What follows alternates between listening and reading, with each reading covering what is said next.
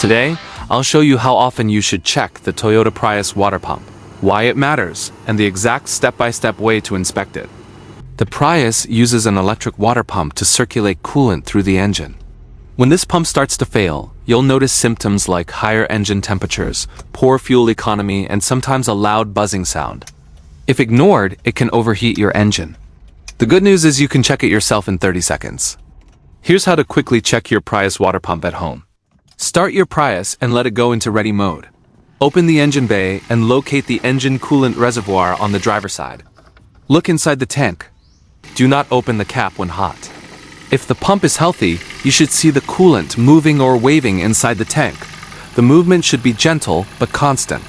If the coolant is still or the movement is weak, the pump may be failing. You can also listen closely. A good pump makes a soft electric humming sound. A failing pump may make rattling, buzzing, or no sound at all. Any unusual noise means it is time for replacement. So that's how you check your Toyota Prius water pump. It's simple, takes less than a minute, and can save your engine. For more Prius repair videos, subscribe for weekly helpful tips. For Prius owners, check the water pump once every month, whenever you check your engine oil, and always before long trips. A quick monthly check can prevent overheating problems.